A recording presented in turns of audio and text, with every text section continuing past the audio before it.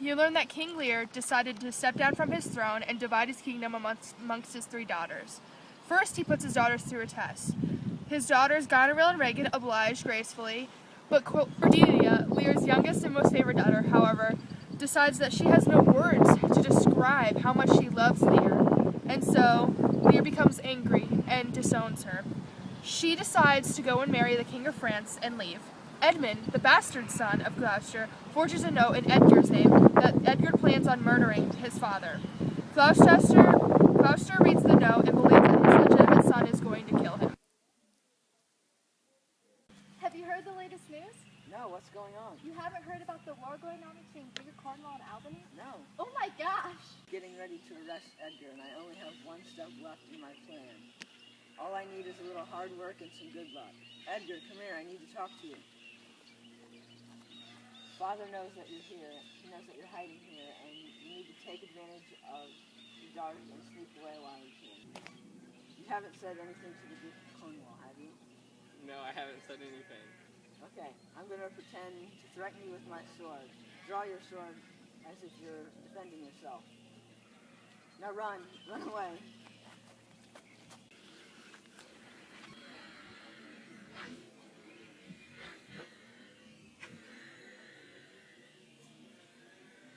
Ow. He was standing in the dark, pointing his sword at me, mumbling something crazy. Where is Edgar, Edmund? Look, I'm bleeding. Where is he? He went that way. After him. He persuaded me to kill you, but when I told him I was against his idea, he lunged at me and caught my arm. I prepared to fight back, but he ran away. Edgar just caught was executed. The Duke of Cornwall is coming tonight. Whoever catches Edgar will be rewarded. And I will find a way to make you, my loyal son, my heir.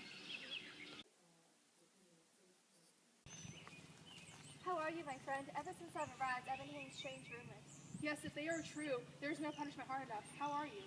Horrible. Kill you? Yes, you did. Was he friends with those knights who served my father? I don't know. To answer your question, yes, he was. They probably badly influenced him. They probably told him to kill Gloucester for his money. My sister warned me about them. She told me not to go home in case they were there. I won't be there either. And Edmund, I hear you have been a true son. I was just doing my job. He exposed Edgar and got cut while fighting him. Are your men out searching for him? Yes, they are. If he is caught, he will never make trouble for anyone again. Feel free to use me as your wish in order to apprehend him. As for you, Edmund, you have been so loyal. I want you to come work for me. I'll always be loyal.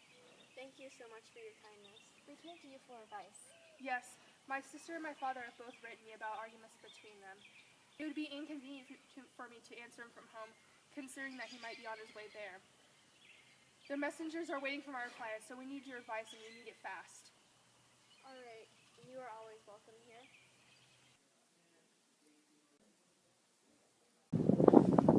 Good morning. You work in this castle? Yes. Where can I put our horses? Nowhere.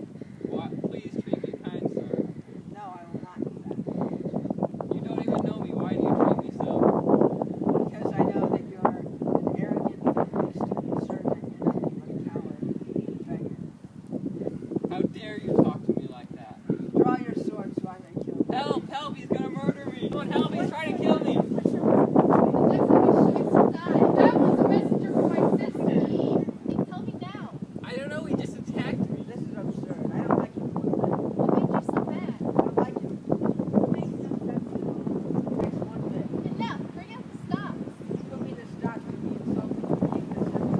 If you're the king's servant, you'll be in the stocks all day and all night. This must be the person your sister warned us about.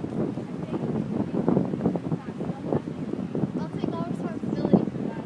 I wanted to know that her servant was attacked for completing her orders.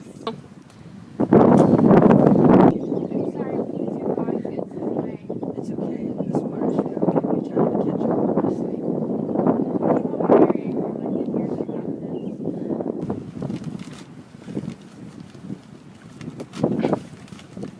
This is a letter from Cordelia, who knows I'm serving the king. She says that there will be a time to fix these terrible conditions here in England. I'm too tired to continue, so have Lady Luck spin her wheel of fortune. 1 of Act 2, you learn that Carroll, Gloucester's servant, tells Edmund that Cornwall and Regan are coming to visit and mentions that there is tension between the Duke of Cornwall and the Duke of Albany. Edmund calls Edgar out of hiding and tells him that their father knows where he is and tells him to hurry and leave.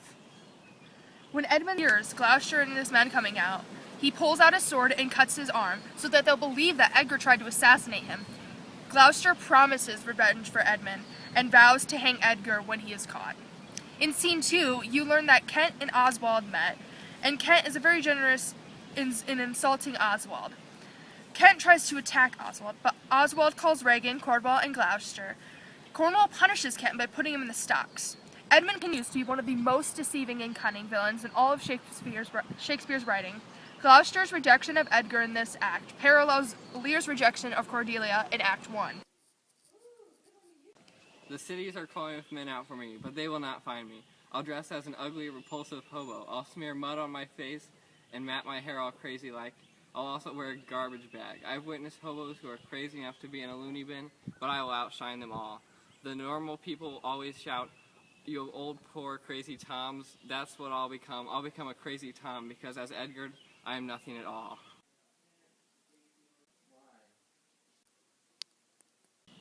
It's strange that Regan and Cornwall didn't send Kent back after last night. Hey, Your Majesty. What are you doing in there? Your daughter and son-in-law put me in here. I don't believe it. Regan would never disrespect the king by putting his messenger in his stocks. Well, she did. I came here to give them your letter when Goneril's messenger interrupted me. They all got on horses and left and told me to follow and wait for an answer. When I saw how rude Goneril's messenger was, I drew my sword and he screamed and woke everyone up. Let's get you out of here. Come on, buddy.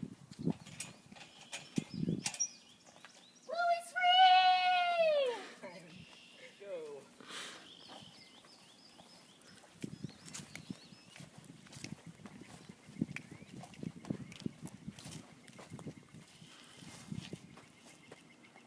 Seems like your daughters are gonna pay you handsomely with pain. Oh, my stomach hurts. Where's my daughters? They're inside with their husband. I'm leaving. Don't follow me. Why does the king have hardly any men? They'll put you in the stocks again if you ask that question. They don't want to speak with me. They say they're either too sick or too tired. Bah! Would someone please tell them to come and talk to me again? You know how stubborn the Duke is. I already told them you wanted to see them again. I just want to talk to the Duke and his wife. You told them? Do you understand what I'm trying to do? I merely want to speak to my daughter. You can't tell them that you order them to come? Tell the Duke, no, perhaps they are unwell, because if they are, then their minds are unwell also. I won't lose my temper just yet. Seeing him like this makes me think they're avoiding me on purpose. I want him released now, at once. Tell them to come out, and I won't leave them alone for anything. Oh, my poor heart. I hope everything will be alright. Your Majesty, Regan and I are pleased to see you. Yes, quite, because if not, I would divorce you as I did your mother, for she cheated on me.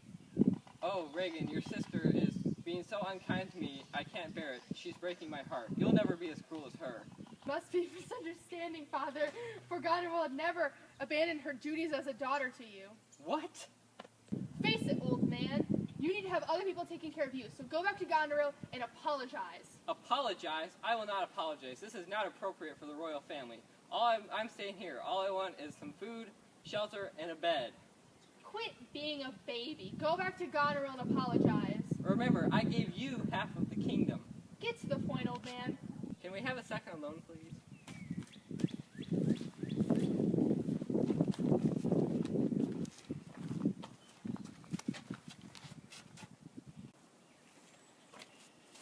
Who put Ken in the stocks? Regan, you should know nothing about this. And Goneril, you should be ashamed of yourself the way you treated me back home. Wait, Regan, are you taking her side? Why wouldn't she be taking my side? And an old man's insult is worthless. Oh, I can't take this anymore. Who put Kent in the stocks? Someone please tell me now. I did. Now please, go with Goneril. Daughters, don't make me crazy. I won't curse you this time. Please, just become better people. Goneril girl knows what she's doing. 50 nights is enough for you, and that's that. I gave you everything. I made you the rulers of my kingdom, and under the condition that I would get 100 nights. And now you're only saying I get 25? Yes, Father, that's exactly what I'm saying. And why do you even need one? Don't mock me this way. I will have you cursed, and I'll have my revenge. Cornwall, dear, There's a storm coming. Come inside, everyone. I would gladly have Lear in my house, but there is no room for him, and I don't want any of his repulsive knights. I feel the same way. Where's Gloucester? There he is. He made the king angry. He asked for his horse but never said where he was going. Please don't ask him to stay. He'll have no shelter from the storm if he stays out like this. People learn from foolish mistakes. His knights might tell him to do something, and he might do it considering his condition right now. Reagan is right. We have to lock all the doors. Come inside, everyone. Edgar decides to disguise himself as poor Tom and pretend he's a beggar, just released from an insane asylum. In scene 4, Lear and his followers arrive at Gloucester's, and he meets with Regan and tells her how horrible Goneril is treating him. Regan offers Lear a place to stay, but he has to rid himself of half of his 50 knights. Lear, enraged, leaves and says that he would rather sleep outside or beg for shelter from France than stay with either Goneril or Regan. King Lear, Act 2, is the rising action of the play. The theme of self is more developed when Edmund cuts himself and lies in order to become Gloucester's only son. Act 2 starts out with the development of the subplot with Edmund, Edgar, Gloucester, and Kent. The two plots tend to alternate throughout the play. This act also foreshadows Lear's descent towards madness when he cries, "O fool, I shall go mad," in the 4th scene. The presence of the fool is for comic relief, and also as a guide. He tells Lear when he messed up and why. Fools are the mediators and are there to help the audience understand what is happening. Lear's fool is basically a commentator, and by having him in the play, that role makes it easier for the audience to understand what is happening in the play. The fool is considered the character with the most wisdom.